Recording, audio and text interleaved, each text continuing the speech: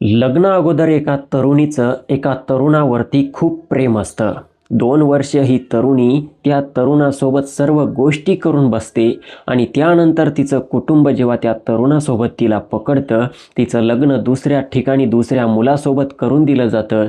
ही तरुणी आता आपल्या पतीसोबत जाऊन राहू लागते आणि 15-20 दिवसानंतर जेव्हा परत माहेरी येते, तिच्या आठवणी पुन्हा ताज्या होतात आणि जुन्या प्रियकराला परत भेटण्यासाठी जाऊ लागते. आता ही तरुणी तिकडे आपल्या पतीसोबत संबंधात राहत असायची, माहेरी आल्यानंतर आपल्या जुन्या प्रियकरासोबत देखील संबंधात राहत असायची आणि पुढे चालून ही तरुणी एक निर्णय घेऊन टाकते आणि नंतर याच तरुणीसोबत पुढे चालून असं काहीतरी घडतं जे आज रोजी सोशल मीडियावरती व्हायरल झाले आहे. नक्की या तरुणीसोबत काय झाले होते, काय आहे संपूर्ण प्रकरण, पूर्ण घटना सांगेल. बस व्हिडिओ शेवटपर्यंत बघा.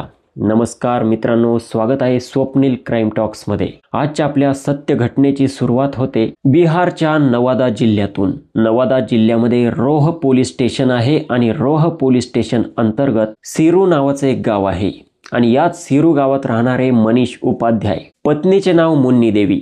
मनीष उपाध्याय मुन्नी देवीला 2 मुलं आणि 1 मुलगी होती. यांच्या दोनही मुलांचे लग्न झालेले होते आणि जी सर्वात छोटी मुलगी होती हिचं नाव होतं छोटी कुमारी आणि हिचं अजूनपर्यंत लग्न झालेलं नव्हतं. 2021 मध्ये ही छोटी कुमारी 10वी मध्ये शिकत होती. नियमितपणे आपल्या शाळेमध्ये जात असायची, अभ्यासात हुशार होती, सर्व काही व्यवस्थित होतं. बाकीच्या मुलींप्रमाणे अतिशय चांगल्या प्रकारे राहत होती. 2 भावांची एकच लाडकी बहीण होती. आई वडिलांची सर्वात लहानी मुलगी होती. आई वडिलांचं सर्वात जास्त प्रेम या मुलीवरती होतं आणि कदाचित याच कारणामुळे ही मुलगी पुढे चालून एका वाईट वळणाला देखील लागते. नियमितपणे आपल्या शाळेमध्ये जात असायची. तर एक मुलगा होता तिच्याच गावातला, ज्याचं नाव होतं ऋषभ कुमार. हा ऋषभ कुमार लगभग हिच्यापेक्षा 3 वर्षांनी मोठा होता. मात्र ऋषभ कुमार हा असा मुलगा होता, याला जरा मुलींमध्ये जास्त इंटरेस्ट होता आणि हा ऋषभ कुमार वेगवेगळ्या मुलींवरती लक्ष ठेवून असायचा. त्याच प्रकारे ऋषभ कुमारची नजर या छोटी कुमारीवरती देखील होती. ऋषभ नेहमी ही छोटी घरातून बाहेर पडली की तिच्याकडे एकटक नजरेने बघत असायचा. छोटी कुमारी कोठे जाते तिचा पिछा देखील करत असायचा. असं करता करता ही छोटी कुमारी एक दिवस या ऋषभ कुमारला बोलते की तू नेहमी माझ्या मागे मागे का येत असतो. तर हा ऋषभ कुमार बोलतो की खरं सांगायचं झालं तर मला तू खूप आवडते आणि मी तुझ्यावरती प्रेम करतो. आता एवढं सर्व हा मुलगा बोलल्यानंतर छोटी कुमारी हे बोलत नाही की तू असं कसं बोलतो. तर छोटी कुमारी त्या मुलाला, ऋषभला बोलते की अरे, प्रेम तर मी देखील तुझ्यावरती खूप करते, मात्र मी तुला सांगू शकत नव्हते. मी एक मुलगी आहे, मी असं कसं बोलू शकते. तू मला विचारण्यासाठी देखील खूप वेळ लावला. तुला समजायला पाहिजे होते की तू जेव्हा माझ्याकडे बघतो तेव्हा मी देखील तुझ्याकडे बघते आणि मला तू खूप आवडतो, माझं तुझ्यावरती खूप प्रेम आहे. ऋषभ कुमार आता या छोटीला बोलतो की आजपासून तू माझी आहे आणि आपण दोघे नियमितपणे भेटत जाऊ. छोटी लगेच तयार होते आणि तेथून पुढे मित्रांनो, ऋषभ कुमार आणि छोटी कुमारी रात्री 10-11 वाजता कुटुंब जेव्हा झोपत असायचे, छोटी आपल्या घरातून अलगद चोर पावलांनी घराबाहेर पडत असायची. ऋषभ बाहेर पडत असायचा आणि रात्रीच्या अंधाराचा फायदा घेऊन हे वाईट आणि घाणेरडं काम देखील करत असायचे. अशाच प्रकारे यांच्या संबंधाला सुरुवात झाली होती. प्रेम जाळ्यात हे दोघे अडकले होते आणि यांचं लपून छपून भेटण्याचा कार्यक्रम हा खूप वाढत गेला होता. पुढे चालून या छोटी कुमारीच्या कुटुंबियांना थोडीशी शंका जाणवू लागते की आपली जी सर्वात लहानी घरातील मुलगी आहे, घरातील सदस्य आहे, नियमितपणे कॉलवरती बोलत राहते, घरातून बाहेर गेल्यानंतर लवकर घरातच येत नाही. कदाचित ही मुलगी जरा वेगळ्या वळणाला लागली आहे आणि हाच विचार करून 2023 मध्ये ही छोटी कुमारी जेव्हा 12व्या इयत्तेत शिकत होती, मुलगी पुढे चालून आपलं नाव खराब करू शकते या उद्देशाने छोटी कुमारीचं कुटुंबीय या छोटी कुमारीसाठी एक स्थळ शोधतात आणि 10 मे 2023 रोजी या छोटीचं लग्न जवळच्याच गावात राहणाऱ्या एका मुलासोबत धूमधडाक्यात करून दिलं जातं. छोटी देखील अतिशय खुश असते. भले इकडे गावामध्ये तिचा प्रियकर होता, मात्र आता तिला पतीच्या रूपात दुसरा भेटला होता. जे सुख याच्याकडून भेटत होतं ते सुख तिकडे पतीकडून देखील भेटेल असं तिला वाटतं आणि ती पतीसोबत अगदी आनंदाने जाते. आता तिला जर नवीन पती भेटला तर जुन्या गोष्टी गोष्टी तिने विसरल्या पाहिजे होत्या, मात्र पतीसोबत 10-15 दिवस त्या ठिकाणी सर्व गोष्टी करते आणि तेथून जेव्हा पुन्हा माहेरी येते, माहेरी आल्यानंतर हिच्या पुन्हा जुन्या आठवणी ताज्या होऊ लागतात आणि ही पुन्हा जुन्या प्रियकराला ऋषभ कुमारला कॉल करते आणि बोलते की तुला माझी आठवण येत नाही का. जो ऋषभ कुमार असतो याची जणू काही लाईट लागते. ऋषभ कुमारला वाटत होतं की आता हिचं लग्न झालं, हिला पती मिळाला, ही मला विसरून जाईल, मात्र छोटी कुमारी स्वतःहून याला कॉल करते. तर ऋषभ बोलतो ठीक आहे, रात्री आपण भेटूया. आणि अशा प्रकारे तो दिवस जातो, रात्र होते. रात्रीच्या वेळी ही छोटी कुमारी पुन्हा घरातून बाहेर पडते, ऋषभ बाहेर पडतो आणि एका ठिकाणी दोघे भेटतात. दोघांमध्ये गप्पा गोष्टी सुरू होतात. आता जो ऋषभ कुमार असतो हा छोटीला बोलतो की तुझं लग्न झालं, तू पतीसोबत गेली, तुझ्यासोबत त्याने सर्व गोष्टी देखील केल्या असतील. छोटी बोलते मग जर लग्न झाले आहे तर तो माझी पूजा करेल का. पती पत्नीमध्ये ज्या गोष्टी होतात त्याच गोष्टी त्याने केल्या ज्या तू 2 वर्षांपासून माझ्यासोबत करत होता. ऋषभ बोलतो की मला तुझ्याशिवाय राहणं देखील कठीण आहे, मला तुझ्याशिवाय करमतच नाही, कारण 2 वर्षांपासूनच आपलं प्रेम आहे. जी छोटी बोलते की मला देखील त्या पतीमध्ये जास्त काही इंटरेस्ट वाटत नाही, मला तुझी सवय लागली आहे आणि त्यामुळे माझा देखील नाईलाज आहे. घरच्यांनी लग्न करून दिलं तर मी काही करू शकत नव्हते. आता ऋषभ कुमार या छोटीला बोलतो की भलेही तुझं लग्न झालं असेल, मात्र तू माझ्या संपर्कात राहायचं आणि माझ्यावरती असंच प्रेम करत राहायचं. मी देखील तुझ्यावरती खूप प्रेम करतो. आणि तेथून पुढे मित्रांनो, जी छोटी होती ही जेव्हा कधी आपल्या सासरी जात असायची, पतीसोबत तिकडे सासरला लॉयल असायची आणि सासरवरून जेव्हा कधी माहेरला येत असायची आपल्या प्रियकरासोबत लॉयल असायची, प्रियकराला देखील भेटत असायची, त्याच्या देखील संबंधात राहत असायची. अशा प्रकारे दिवसामागून दिवस होत गेले. लगभग छोटीचं लग्न होऊन 1 वर्ष झाले आणि या 1 वर्षानंतर जेव्हा ही छोटी ऋषभला माहेरी आल्यानंतर भेटते तेव्हा हा ऋषभ बोलतो की असं केव्हापर्यंत चालणार, केव्हापर्यंत तू सासरी जाणार, पतीसोबत त्या गोष्टी करणार, पुन्हा माहेरी आल्यानंतर माझ्यासोबत करणार. त्यापेक्षा आपण पळूनच जाऊया ना. जर तुझे घरचे माझ्यासोबत लग्न करण्यासाठी ऐकणार नाही तर तू तुझ्या घरातून सोनं नाणं जे काही आहे, बाकीच्या महिलांचं, तुझ्या भावांच्या पत्न्यांचं ते सोनं नाणं सर्व चोरून घे, घरातून पैसे चोरून घे आणि आपण दोघे फरार होऊन जाऊ. छोटी कुमारी या ऋषभला बोलते की खरंच आपण पळून जायचं का. ऋषभ बोलतो की मी मजाक तर करत नाही, मी तुला माझी पत्नी बनवण्यासाठी तयार आहे, तुझ्यासोबत लग्न करण्यासाठी तयार आहे. आणि हे ऋषभची ही गोष्ट ही छोटी कुमारी ऐकते आणि 6 मे 2024च्या रात्री ही छोटी कुमारी आपल्या भावाची एक अंगठी चोरते आणि आपल्या 2 वहिन्यांचं देखील सोनं नाणं चोरते, काही रोख रक्कम घेते आणि आपल्या प्रियकराला ऋषभला घेऊन दादर नगर हवेली सिल्वासा दमन, जो की केंद्रशासित प्रसिद्ध प्रदेश आहे, त्या ठिकाणी जातात आणि दोघेही त्या ठिकाणी एक भाड्याचा रूम घेतात. त्या रूममध्ये अगदी आनंदाने राहू लागतात. त्यानंतर ऋषभ कुमार आणि छोटी कुमारी एका मंदिरामध्ये जाऊन पंडित बोलावून लग्न देखील करून घेतात. आता हे पती पत्नी बनले होते आणि तेथे राहू लागले होते. मात्र जेव्हा इकडे सकाळ होते, सगळे कुटुंबातील छोटी कुमारीच्या कुटुंबातील सर्वांना जाग येते. बघता इकडे तिकडे छोटी कुमारी कुठेही दिसत नव्हती. मात्र त्यानंतर त्यांची जी सून असते ही ओरडू लागते, माझा सोन्याचा हार चोरी गेला. दुसरी सून असते ही ओरडू लागते, माझी अंगठी गेली. छोटी कुमारीचे वडील बघतात की त्यांच्या तिजोरीमधून पैसे देखील गायब आहे आणि छोटी कुमारी देखील गायब आहे. कुटुंबियांना समजत नाही नक्की चोर आले होते आणि ते आपल्या घरातील चोरी तर करून गेलेच, मात्र आपल्या मुलीला देखील घेऊन गेले की काय. आता जे घरातील लोक होते यांना अगोदरपासून या छोटी कुमारीवरती डाऊट होता. डाऊट कसला की त्यांची मुलगी ही चरित्रहीन आहे, वेगळ्या वळणाला लागली आहे, याचा संशय पहिल्यापासून होता. आता सहजासहजी घरचे विचार करत नाही की हिला कोणी किडनॅप केलं असेल. मात्र 1 दिवस गेल्यानंतर या कुटुंबाला माहिती मिळते की जो ऋषभ कुमार आहे गावातील हा देखील बेपत्ता आहे आणि ऋषभ कुमार आणि छोटी कुमारीमध्ये संबंध होते. हे घरच्यांना थोडी कुणकुण होतीच. त्यामुळे छोटी कुमारीचे घरवाले या ऋषभ कुमारच्या घरी जातात आणि ऋषभ कुमारच्या कुटुंबियांना बोलतात की तुमच्या मुलाने खूप भयंकर काम केलं आहे, चुकीचं काम केलं आहे आणि त्याच्या विरुद्ध आम्ही पोलीस स्टेशनमध्ये कंप्लेंट दाखल करणार आहे. ऋषभ कुमारचं जे कुटुंबीय होतं छोटी कुमारीच्या कुटुंबियांना बोलते की तुमच्या मुलीला त्याने पळवून नेलं, त्या मुलाला आम्ही देखील सोडून दिलं, त्याचा त्याग केला आहे, तो आमचं देखील कधी ऐकत नव्हता, तुम्ही बिनधास्त त्याच्या विरुद्ध तक्रार दाखल करू शकता. आता गावातील मॅटर होता तर असं बोलून चालून घेतलेलं बरं असतं. आता आता त्यानंतर या छोटी कुमारीचे कुटुंबीय पोलीस स्टेशनमध्ये जातात आणि सांगतात की ऋषभ कुमार नावाचा मुलगा आहे, तो आमच्या मुलीला घेऊन गेला आहे. मात्र या प्रकरणामध्ये पोलीस देखील काही करू शकत नव्हते, कारण ऋषभ कुमार आणि त्याची ती जी प्रेयसी होती छोटी कुमारी, हे दोघे त्यांच्या दोघांच्या मर्जीने गेले होते. त्या ठिकाणी कोणाचं काही चालत नाही.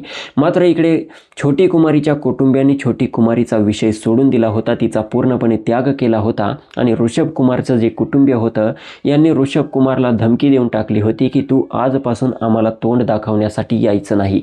तू ज्या दिवशी आम्हाला या ठिकाणी या गावात दिसशील आम्ही तुला त्याच ठिकाणी संपवून टाकू. मात्र ऋषभ आणि छोटी तिकडे आनंदाने राहू लागले होते. भाड्याच्या रूममध्ये त्यांच्यामध्ये सर्व गोष्टी सुरू होत्या. पती पत्नी बनले होते आणि इकडे लगभग आता 1.5 वर्ष झालं होतं छोटी कुमारीला जाऊन. छोटी कुमारीचा जो पती होता हा परेशान झाला होता.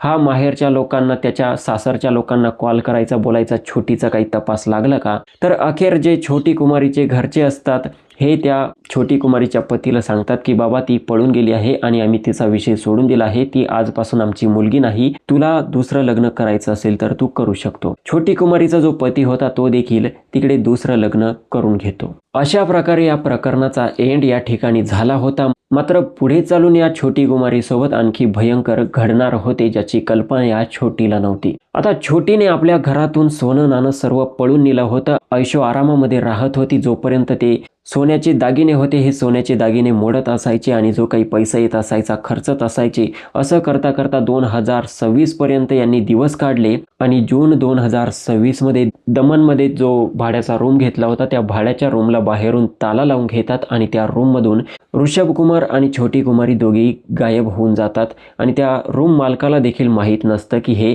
कुठे गेले. त्यामुळे रूम मालक देखील जास्त काही लक्ष देत नाहीत. रूम मालक विचार करतो की यांना आपण रूम दिला आहे, यांनी नियमितपणे आपल्याला भाडं दिलं आहे, तर काय लक्ष द्यायचं, कदाचित गेले असतील गावी, पुन्हा एखाद्या महिन्याने येतील, म्हणून हा घर मालक तिकडे बघत नाही. मात्र जून महिना जातो, जुलै महिना जातो, ऑगस्ट 2026 ची 3 तारीख असते, तरी देखील त्या घराला बाहेरून कुलूप लावलेलं होतं आणि ऋषभ आणि छोटी कुमारीचा कुठेही पत्ता लागत नव्हता. आता जो घर मालक असतो याच्याकडे देखील अनेक भाडेकरू येत होते, विचारत होते आम्हाला रूम मिळेल का. तर अखेर जो घर मालक असतो हा विचार करतोय कदाचित हे येणारच नाही, आता हे कायमचे निघून गेले आहे, तर आपण रूमचा ताला तोडला पाहिजे आणि एखादा भाडेकरू त्या रूममध्ये ठेवला पाहिजे. या उद्देशाने 3 ऑगस्ट 2026 रोजी हा घर मालक तो रूमचा ताला तोडतो, आतमध्ये जातो, तर त्याला थोडी दुर्गंधी येऊ लागते आणि जेव्हा आतमध्ये जाऊन बघतो तर एक सूटकेस असते. त्या सूटकेसमध्ये एक मृतदेह असतो जो की महिलेचा मृतदेह असतो. आता हे सर्व बघून तो घर मालक तेथून पटकन बाहेर निघतो आणि पोलिसांना सूचना देतो. पोलीस घटनास्थळी दाखल होतात, बघतात की या ठिकाणी मृतदेह आहेत आणि त्यानंतर त्या घर मालकाला विचारण्यात येतं की या ठिकाणी कोण राहत होतं. घर मालक सर्व माहिती देतो की या ठिकाणी ऋषभ कुमार आणि छोटी कुमारी राहत होते, जे की पती पत्नी बनून राहत होते, त्यांच्यामध्ये अगदी सर्व काही नॉर्मल होतं. आता पोलीस या घर मालकाला विचारतात की त्यांनी काही आधार कार्ड वगैरे तर दिलं असेल. घर मालक बोलतं की हो आधार कार्ड आहे आणि त्यानंतर हा घर मालक त्या ऋषभ कुमारचं आधार कार्ड या पोलिसांना दाखवतो. पोलीस या ऋषभ कुमारच्या घराचं लोकेशन काढतात आणि त्याच्या घरी संपर्क करतात. घरच्यांना विचारतात की ऋषभ कुमार तुमचा मुलगा आहे का. ऋषभ कुमारचे कुटुंबीय पोलिसांना सांगतात की हो आहे आणि त्याच्यासोबत आमचा काही संबंध नाही. पोलीस बोलतात की त्याच्यासोबत जी छोटी कुमारी राहत होती या छोटी कुमारीची हत्या झाली आहे आणि तुमचा मुलगा फरार झाला आहे. छोटी कुमारीच्या कुटुंबियांचा कॉन्टॅक्ट नंबर आम्हाला द्या. ऋषभ कुमारचे कुटुंबीय छोटी कुमारीच्या घरच्यांना कळवतात आणि आता छोटी कुमारीचे जे कुटुंबीय असतं, जेव्हा त्यांना माहिती मिळते की त्यांच्या मुलीची हत्या झाली आहे, भले त्यांनी तिचा त्याग केला होता, मात्र होती तर त्यांच्याच कुटुंबातील मुलगी होती, ते घाईतच दमनला जाऊन पोहोचतात. बघतात त्यांच्या मुलीचा मृतदेह पडलेला होता आणि अखेर हे कुटुंबीय त्या ठिकाणी रडारड करतं. पोलीस देखील त्या मृतदेहाचा पोस्टमॉर्टम करतात आणि इकडे तो छोटी कुमारीचा मृतदेह तिच्या घरच्यांना सुपूर्द करण्यात येतो. मात्र पोस्टमॉर्टम मध्ये येतं की छोटी कुमारीचा गळा दाबून हत्या करण्यात आली आहे आणि ही हत्या कोणी केली असेल तर पोलिसांचा संशय सर्वात अगोदर त्या ऋषभ कुमार वरतीच असतो, कारण तो फरार झालेला असतो, तो त्याच्या घरी देखील गेलेला नसतो. आता पोलीस छापेमारी करू लागतात, या ऋषभ कुमारचा तपास काढण्याचा प्रयत्न करत असतात, त्याचं कॉल लोकेशन वगैरे ट्रेस करत असतात. मात्र ऋषभ कुमार अतिशय चतुर मुलगा निघाला होता.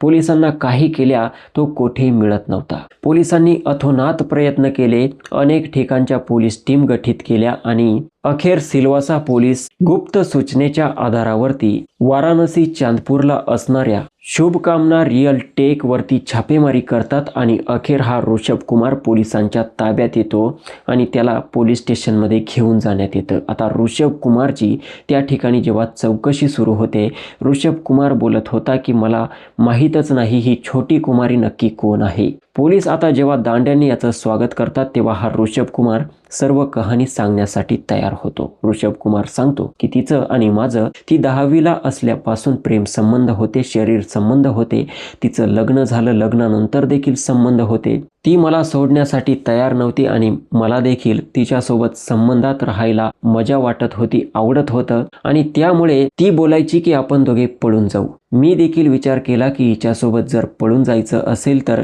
खूप मजा करता येईल, हिच्यासोबत राहता येईल, मात्र त्या ठिकाणी राहायचं कसं, त्या ठिकाणी बाहेर राहण्यासाठी पैसा देखील लागेल। तर ऋषभ कुमार या छोटी कुमारीला बोलतो की तुझ्या घरातून सोन्याचे दागिने वगैरे चोर, पैसे चोर। छोटी कुमारी देखील ते सर्व दागिने पैसे वगैरे चोरी करते आणि त्यानंतर हा ऋषभ कुमार तिला घेऊन तिकडे दमनच्या एका भाड्याच्या रूममध्ये राहू लागतो आणि तेथे राहून तो काही काम वगैरे करत नाही। तर जोपर्यंत तिचे दागिने जे काही असतात त्याचे पैसे आलेले असतात ते पैशांवरती दोघे ऐश करतात आणि 2026 येईपर्यंत ते सर्व दागिने संपून जातात, पैसे संपून जातात आणि त्यानंतर ही छोटी कुमारी आपल्या पतीला, दुसऱ्या पतीला ऋषभ कुमारला बोलू लागते की इथून मागे सर्व माझ्या घरून मी चोरी करून आणलेल्या पैशांवरती तू जगत होता, तू काहीतरी आता काम कर। आणि या गोष्टीवरती ऋषभ कुमारला या छोटी कुमारीचा राग येऊ लागतो। ऋषभ कुमार बोलतो की मी एकटा काम कसं करू, राहायचं आपल्याला दोघांना आहे, तर तू देखील काम केलं पाहिजे। छोटी कुमारी आता या ऋषभ सोबत बोलू लागते की मी तुझ्या म्हणण्यानुसार माझ्या घरी चोरी केली आणि तू आता इथून पुढे काम करू शकणार नाही का, तू माझा पती आहे, तू काम केलं पाहिजे। ऋषभ बोलतो की नाही मी काम करणार नाही। तर ही छोटी बोलते की ठीक आहे, आपलं लग्न झालं आहे, आता आपण तुझ्या घरी जाऊ, मला तुझ्या घरी घेऊन चल आणि आपण तुझ्या घरी राहू, तुझ्या घरी जी काही जमीन जायदाद आहे त्या जमिनीमध्ये आपण दोघे कष्ट करू। तर हा ऋषभ कुमार या आपल्या पत्नीला, छोटी कुमारीला बोलतो की घरी देखील कसं जायचं, माझ्या घरच्यांनी मला धमकी दिली आहे, जर तू घरी दिसला तर तुझं मुंडकं उडवून देऊ, मी घरी जाऊ शकत नाही। आणि त्यानंतर ही छोटी कुमारी या ऋषभ कुमार सोबत वाद घालू लागते। म्हणजे बघा, जोपर्यंत पैसा होता ऋषभ कुमार सर्व मजा देत होता, आता खर्च करण्यासाठी पैसे उरले नाही तेव्हा या छोटीला समजू लागला की ऋषभ कुमार कसा आहे। आता तिला समजू लागलं की ऋषभ कुमार आपली सर्व गोष्ट ऐकत नाही आणि तिला समजलं, मात्र समजण्यासाठी फार उशीर झाला। ऋषभ कुमार बोलायचा की मी काम करणार नाही, तुला घरी घेऊन जाणार नाही। छोटी बोलायची की तुला काहीतरी करावं लागेल आणि असं करता करता दोघांमध्ये वाद झाला आणि जूनमध्येच या ऋषभ कुमारने एक दिवस रागातच हिचा गळा दाबून हिची हत्या केली आणि हत्या झाल्यानंतर एका प्लॅस्टिकमध्ये हिचा मृतदेह पॅक केला, टेप वगैरे पॅक करून एका मोठ्या सुटकेसमध्ये तो मृतदेह भरला। सुटकेस त्याच ठिकाणी ठेवली आणि बाहेरून त्या रूमला कुलूप लावले, तेथून फरार झाला आणि तिकडे वाराणसीमध्ये जाऊन आपली ओळख लपवून त्या ठिकाणी एका कंपनीमध्ये काम करू लागला। ऋषभ कुमारला वाटले की जसं जसं जुनं प्रकरण होईल तसतसं सर्वजण विसरून जातील आणि मी कधीही पकडल्याच जाणार नाही। ऋषभ कुमारने विचार केला की ही जी छोटी आहे ही ना पतीची होऊ शकली ना आई वडिलांची होऊ शकली, तसंही ही बेपत्ता झाली, कोणी तक्रार करणार नाही। जेव्हा रूम मालक बघेल कदाचित ती सुटकेस फेकून देईन किंवा पोलिसांना जरी मिळाली तरी पोलीस जास्त काही ॲक्शन घेणार नाही, कारण त्या मुलीचं प्रकरण कोणी उचलून धरणार नाही। मात्र जसा त्याने विचार केला होता सेम त्याच्या उलट घडले आणि पोलिसांनी अखेर 9 ऑगस्ट रोजी या ऋषभ कुमार विरुद्ध गंभीर कलमांतर्गत गुन्हे दाखल करून याला कायमस्वरूपी जेरबंद केलं। मात्र मित्रांनो, या ठिकाणी या मुलाने त्या मुलीसोबत जे केलं हे तर चुकीचं आहेच आणि त्याची शिक्षा या मुलाला भेटणारच आहे। मात्र जिचा खून झाला ती देखील कोणत्या लेवलची होती हे आपल्याला समजू शकते। भले तिची हत्या झाली असेल तर तिच्याबद्दल आपल्याला सहानुभूती काहींना जाणवू शकते, मात्र ही मुलगी ना आपल्या घरच्यांची होऊ शकली ना आपल्या पतीची होऊ शकली आणि अखेर ज्याच्यासाठी तिने सर्वांना सोडून दिलं त्याच प्रियकराने हिचा जीव घेऊन टाकला। या घटनेपासून अनेक मुलींना देखील शिकण्यासाठी मिळेल की ज्या व्यक्तीसाठी आपण संपूर्ण दुनियेला विसरण्यासाठी तयार असतो तोच व्यक्ती आपल्याला या दुनियेमधून देखील कायमस्वरूपी हटवू शकतो। या प्रकरणामधून, या क्राईम स्टोरीमधून एवढं जरी शिकलं तरी खूप आहे। बाकी हा व्हिडिओ आवडला असेल तर लाईक करा आणि या व्हिडिओचा माझा उद्देश कोणाचंही मन दुखावणे, भावना दुखावणे, अश्लीलतेचा प्रसार करणे किंवा गुन्हेगारीचे समर्थन करणे नाही, तर बस आपणास जागरूक करण्याचा आहे। अशाच सत्य घटना, क्राईम स्टोरी नेहमी ऐकत राहण्यासाठी स्वप्नील क्राईम टॉक्स चॅनलला सबस्क्राईब करा। पुन्हा भेटूया अशाच सत्य घटनेसह, तोपर्यंत नमस्कार।